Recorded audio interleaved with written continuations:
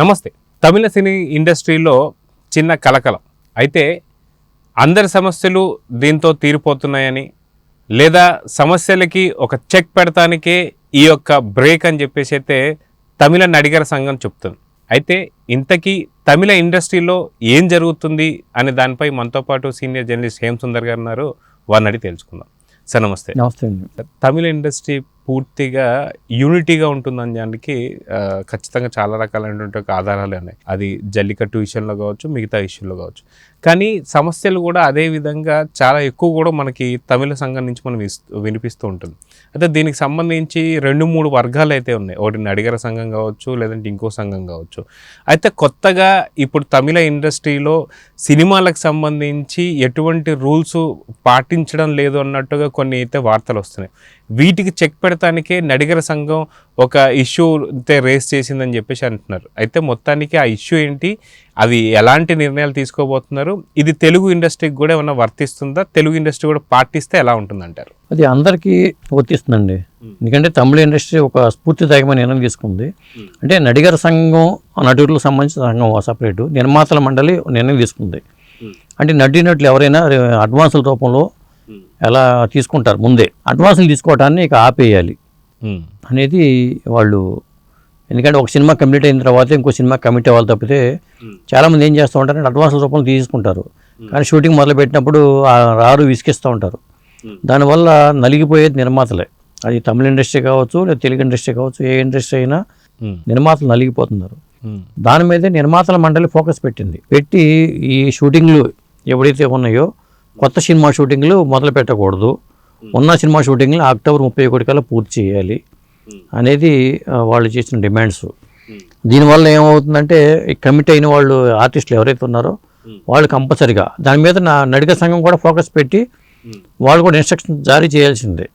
ఎందుకంటే నిర్మాతల మండలి పెట్టిన ఆ షరతులకి వీళ్ళు ఓకే అనాల్సిందే. మరి లేకపోతే మేము అట్లా కుదరదు, అడ్వాన్స్ తీసుకుంటామంటే కుదరదు అనమాట. అది. అయితే ధనుష్ గురించి కొన్ని వార్తలు అయితే వచ్చాయి. ధనుష్కి ఒకవేళ ఎవరైనా సరే సినిమా బుక్ చేసుకోవాలనుకుంటే ఖచ్చితంగా నిర్మాతల సంఘానికి వాళ్ళు ఫస్ట్ ఒక ఇన్ఫర్మేషన్ ఇచ్చిన తర్వాతే చేయాలని చెప్పేసి అయితే అంటున్నారు. అంటే ఇది ఓన్లీ ధనుష్కి సంబంధించిన ఇష్యూలనే చూడాలా, పూర్తి తమిళ ఇండస్ట్రీకి సంబంధించిన ఇష్యూస్? తమిళ నటులందరికీ సంబంధించిన ఇష్యూనే. అంటే ధనుష్ ఎక్కువ మంది దగ్గర అడ్వాన్స్ తీసుకున్నాడని, తీసుకుని మళ్ళీ వాళ్ళకి సినిమాలు చేయడంలో డిలే చేస్తున్నాడని టాకు. అది దాదాపు అందరు హీరోలు చేస్తూ ఉంటారు. ఇక్కడ ఏం చేస్తారంటే నిర్మాతలు కమిట్ చేసుకుని కథ చెప్పేసేసి ముందు అడ్వాన్స్ రూపంలో చేతులు పెట్టేస్తారు. దాంతో ఇప్పుడు ఉదాహరణకి, ఎందుకంటే మన ఇండస్ట్రీలో కూడా, తెలుగు ఇండస్ట్రీలో కూడా ఉంది. ఇప్పుడు మహేష్ బాబుతో దుర్గార్స్ బ్యానర్లో సినిమా చేస్తున్నారు, రాజమౌళితో సినిమా చేస్తున్నారు. కమిట్మెంట్ ఎప్పుడుదో 15 ఏళ్ళ క్రితం కమిట్మెంట్. అది 15-20 ఏళ్ళ క్రితం ఒప్పుకున్న అగ్రిమెంట్ ప్రకారం అడ్వాన్సుల రూపంలో ఇస్తూ ఉంటారు కాబట్టి బాధ్యతగా చేస్తారు. కానీ ఇన్నాళ్ళు టైం పడుతుంది. దీనివల్ల ఏమవుతుందంటే మనకి ఎప్పుడు సినిమా చేస్తారని నిర్మాతలు కూడా నలిగిపోతూ ఉంటారు. వాళ్ళు ఎక్కడ అప్పో చేసి అడ్వాన్స్ రూపంలో ఇచ్చేసి ఉంటారు. ఆ నటులకు, ఆ హీరోకు అడ్వాన్స్ రూపంలో ఇస్తారు. చిన్న నటులకైతే పెద్ద ఇబ్బంది ఏమి ఉండదు, కానీ పెద్ద హీరోకి రూపంలో ఇచ్చే అడ్వాన్స్ పెద్ద అమౌంట్ ఉంటుంది కాబట్టి ఇబ్బంది వస్తూ ఉంటుంది సాధారణంగా. వీళ్ళు చేసిన ప్రకారం ఏంటంటే కొన్ని షరతులు వీళ్ళు చెప్పారు. అవి ఏంటంటే ఆగస్టు 15 తర్వాత ఎలాంటి కొత్త సినిమా షూటింగ్స్ మొదలు పెట్టకూడదు. ఆగస్టు 15 తర్వాత కొత్త సినిమా షూటింగ్లు ఏమీ మొదలు పెట్టకూడదు. తర్వాత పెండింగ్లో సినిమాలు పూర్తి చేసిన తర్వాతే కొత్త సినిమాలు మొదలు పెట్టాలి. అది కొత్త సినిమాలు అనేవి ఆగస్టు 15 తర్వాత మొదలు పెట్టకూడదు.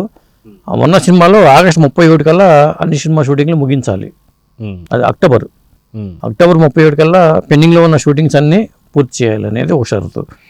అలాగే పెండింగ్ మూవీలు, వాటికి ఇచ్చిన అడ్వాన్సుల గురించి నిర్మాతలు నివేదిక ఇవ్వాలి. నిర్మాతలు ఎవరెవరికి అడ్వాన్సులు ఇచ్చారో, ఎంత ఇచ్చారో, ఎప్పుడు పూర్తి చేస్తారు, అది వాళ్ళ సినిమా హీరోలు ఏమంటున్నారో అనేది నిర్మాతలు ఒక నివేదికని ఆ నిర్మాతల మండలికి సమర్పించాల్సి ఉంటుంది. అలాగే ఇక్కడ నుంచి ఏ నటినట్లయినా ఒక సినిమా పూర్తి అయ్యాక మరో సినిమాకి డేట్స్ ఇచ్చేలాగా ప్లాన్ చేసుకోవాలి. తను చేసి కమిట్ అయిన సినిమా పూర్తి చేసిన తర్వాత ఇంకొక సినిమా డేట్స్ ఇవ్వాలి, కానీ ముందే డేట్స్ ఇవ్వకూడదు అనేది ఇంకో షరతు. అలాగే ఇక్కడ నుంచి ఏ హీరో హీరోయిన్ కూడా ముందే ఒకసారి పలు సినిమాల నుంచి అడ్వాన్స్ తీసుకోవడం నిషేధం. అది హీరో హీరోయిన్లు ముందే అడ్వాన్స్ తీసుకోవడం అనేది నిషేధం అంట. సినిమా షూటింగ్ మొదలయ్యే ముందు మాత్రమే ఏ సినిమా అప్పుడు ఆ సినిమా అప్పుడు అడ్వాన్స్ తీసుకోవాలి. షూటింగ్ మొదలయ్యే ముందే అడ్వాన్స్ తీసుకోవాలి తప్పితే ముందుగానే అడ్వాన్స్ తీసుకోవడం అనేది నిషిద్ధం. ఇది అమల్లో ఎంతవరకు వస్తుందో తెలియదు, కానీ షరతులు అయితే కఠినంగా పెట్టారు వాళ్ళు. అలాగే స్టార్ హీరో సినిమాల్లో రిలీజ్ అయిన 2 నెలల తర్వాతే ఓటీటీలోకి రావాలి. పెద్ద హీరోల సినిమాలు ఏవైనా సరే 2 నెలల తర్వాతే ఓటీటీలో రావాలి, కానీ ముందే రావడం అనేది చేయకూడదు. ఇలాంటి నిర్ణయాలన్నీ వాళ్ళు పెట్టారు. అయితే ఇది ఏదైతే కండిషన్స్ నిర్మాతలు పెట్టిన వాటికి ఖచ్చితంగా ఎవరైతే నటులు కావచ్చు, నడిగర సంఘం కావచ్చు ఒప్పుకునే అవకాశాలు ఉన్నాయంటారా? కొంత ఒప్పుకునే అవకాశాలు ఎక్కువగానే ఉంటాయి. ఎందుకంటే నిర్మాతల మండలే సుప్రీం కాబట్టి ఎట్లయినా సరే ఛాంబర్ ఆధ్వర్యంలోకి వెళ్ళిపోతుంది కాబట్టి ఇక ఈ సెక్టార్స్ నిర్మాతలు నటులు కానీ లేదా డైరెక్టర్లు కానీ అందరికీ వచ్చేస్తుంది. అది నటినట్లు తమ వంతు పాత్ర నటినట్లు పోషించాల్సిందే. ఇంకొకటి ఏంటంటే రెమ్యునరేషన్లు కూడా కంట్రోల్ చేయాల్సిన బాధ్యత అయితే ఉంది. నటినట్లకి రెమ్యునరేషన్లు కూడా చాలా ఎక్కువ మొత్తంలో రెమ్యునరేషన్లు ఉంటున్నాయి. దానివల్ల కూడా ఒక ఇబ్బంది అవుతుంది. ఇక్కడ ఏమిటంటే తగ్గించడానికి అవకాశం కూడా ఉండదు. ఇచ్చేవాళ్ళు ఉన్నప్పుడు తీసుకోవడానికి ఏముంది? నాకు ధనుస్తోనే సినిమా చేయాలనుకున్న నిర్మాత ఆ ప్యాషన్తో అడ్వాన్స్ రూపంలో కమిట్ అయిపోతాడు, ఎక్కువ అమౌంట్ కమిట్ అవుతాడు. దాన్ని తగ్గించాలంటే ధనుష్ కూడా ఒప్పుకోడు, వేరే వాళ్ళు ఇంకొకళ్ళు ఇస్తారు. ఇతను ఇవ్వకపోతే ఇంకొక నిర్మాత ఉంటాడు. అది అంటే నిర్మాతల్లో కూడా మార్పు రావాలి. అది ఎగబడిపోయి సినిమాలు చేద్దాం అనుకోవడం కూడా తప్పే. మనకి వాళ్ళు ఎందుకు ఎగబడతా ఉంటారంటే ఫైనాన్స్ వస్తుంది కాబట్టి. ఇప్పుడు ధనుష్ సినిమా ఇంత వసూలు చేస్తుంది అని ఒక మార్కెట్ క్రియేట్ అయిపోయి ఉంటుంది. లేదా ప్రభాస్ సినిమా ఇంత వసూలు చేస్తుంది, కెపాసిటీ 1200 కోట్ల కెపాసిటీ, ఇంత మార్కెట్ క్రియేట్ అవుతుంది కాబట్టి ఫైనాన్సర్స్ ముందుకు వస్తారు. ప్రభాస్ సినిమాకి మనం ఇంతవరకు అప్పు ఇవ్వచ్చు అనేది ఎగబడుతూ వస్తూ ఉంటారు. ఆ డబ్బుల కోసం కూడా నిర్మాతలు ప్రభాస్తో సినిమా చేద్దామని ఎగబడే వాళ్ళు ఎక్కువ మంది ఉంటారు.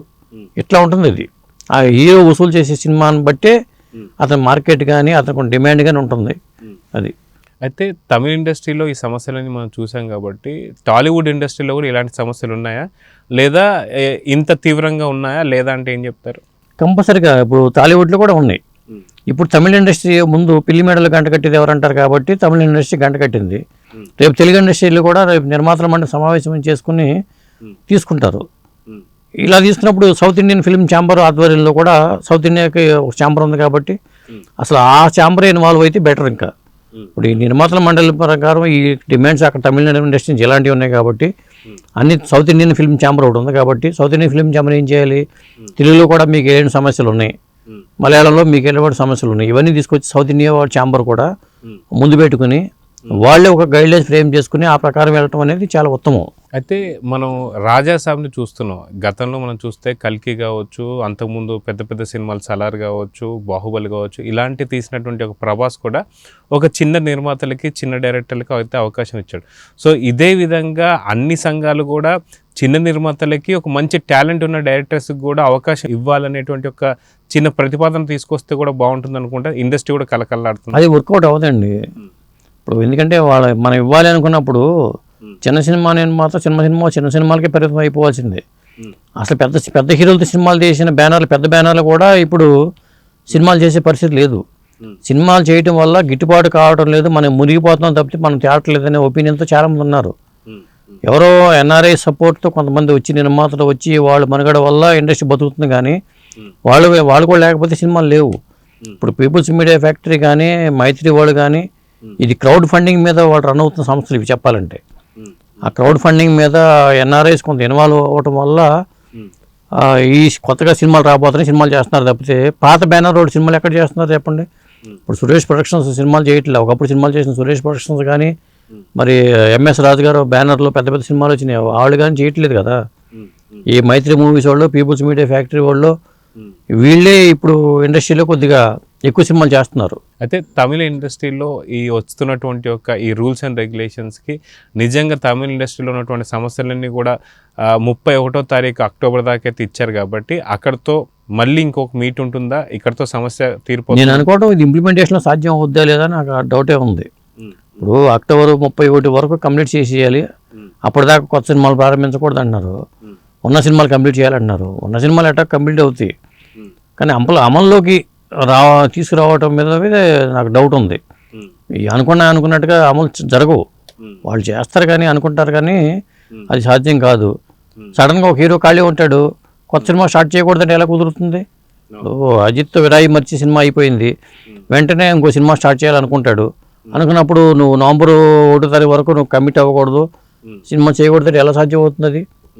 అది ప్రాక్టికల్గా సాధ్యం కాదు. అయితే ఒకవేళ ఎవరైతే హీరో కావచ్చు, హీరోయిన్ కావచ్చు, ఈ యొక్క ప్రొడ్యూసర్స్ కౌన్సిల్కి తెలియకుండా ఒకవేళ వాళ్ళు డబ్బులు ఇస్తే ఇంకా ఈ సంఘానికి సంబంధం లేదు, వాళ్ళు ఎటువంటి ఇబ్బందులు పెట్టినా ఇక వాళ్ళే భరించాలి అన్నట్టు అనుకోవచ్చు. అదే ఇక కష్ట నష్టాలు వాళ్ళే చూసుకోవాలండి. సాధారణంగా ఈ నిర్మాతల మండలి ఏదో గైడ్లైన్స్ పెడుతుంది కానీ ఆ ఫ్రేమ్స్లో ఉండాలనేది బలవంతం చేయలేరు ఎవరు కూడా.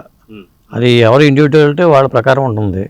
అడ్వాన్సులు తీసుకోవద్దంటే చెప్పొద్దు అంటారు, అవసరం అయితే మ్యూచువల్గా ఇచ్చుకుని అడ్వాన్స్ ఇచ్చేస్తారు, బయటికి చెప్పకండి అంటారు. అంతే కదా, మేము ఇస్తున్నాం, మేము ఇవ్వగలుగుతున్నప్పుడు నిర్మాతల మండలి వాళ్ళు ఇచ్చేది మళ్ళీ నిర్మాతలే, ఇచ్చేది నిర్మాతలే, అన్ని రూల్స్ పెట్టేది వాళ్ళే, కానీ తెలియకుండానే ఇచ్చేస్తారు, కమిట్ అయిపోతారు.